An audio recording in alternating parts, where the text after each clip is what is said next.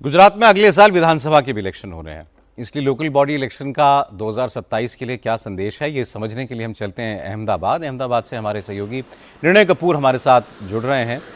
निर्णय, एक जिला पंचायत जीती आम आदमी पार्टी और वो उसको अपनी बड़ी जीत बता रही है, कह रही है कि ये आम आदमी पार्टी विकल्प बन रही है, आम आदमी पार्टी पर भरोसा बढ़ रहा है, उसका प्रमाण है।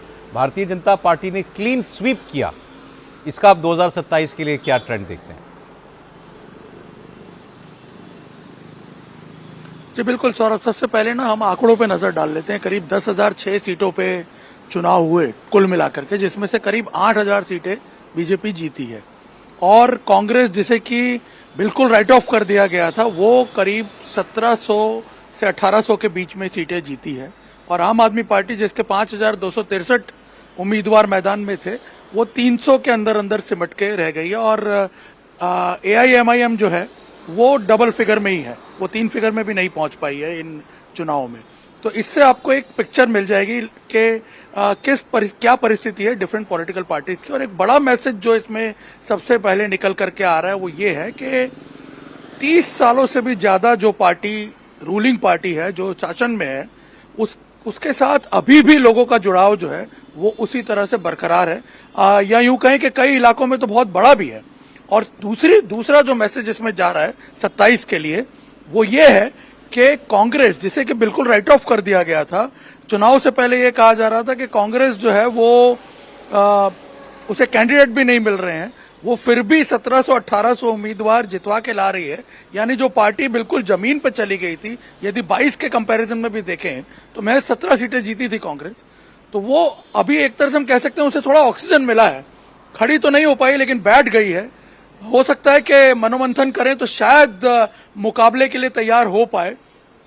लेकिन जो बड़ा मैसेज इसके अंदर एक तीसरा सबसे बड़ा जा रहा है वो ये है कि आम आदमी पार्टी और AIMIM जो है, वो जो पार्टीज हैं, जिस प्रकार से खुद को मुस्लिम और हिंदू कम्युनिटी में अपने विकल्प के तौर पे, नए विकल्प के तौर पे पेश करने की कोशिश कर रही थी, उनको इस बार पूरी तरह खारिज कर दिया है यहाँ गुजरात के वोटर्स ने।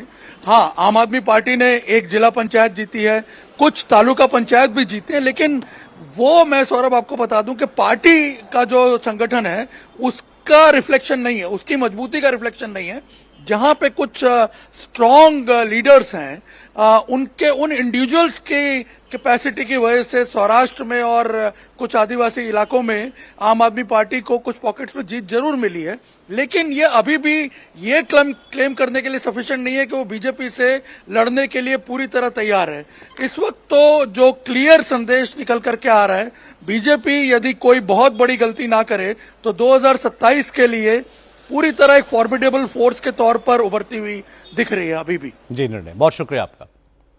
निर्णय कपूर बता रहे थे कि आम आदमी पार्टी और AIMIM गुजरात में कांग्रेस का विकल्प बनने की कोशिश कर रही हैं, इसलिए लोकल बॉडी इलेक्शन में केजरीवाल और ओवैसी दोनों ने अपनी पूरी ताकत लगाई, लेकिन दोनों की उम्मीदों पर पानी फिर गया।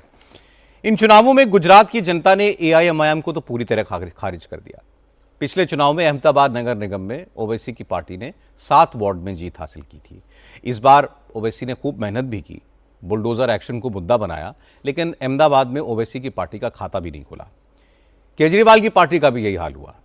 अरविंद केजरीवाल की पार्टी ने पिछली बार सूरत में 27 सीटें जीती थी, इस बार सूरत में आम आदमी पार्टी को सिर्फ 4 सीटें मिली हैं। हालांकि सौराष्ट्र और गुजरात के कुछ आदिवासी इलाकों में आम आदमी पार्टी का प्रदर्शन सुधरा है, लेकिन कांग्रेस की ताकत पहले के मुकाबले काफी बढ़ी है। कांग्रेस का प्रदर्शन सुधरा है।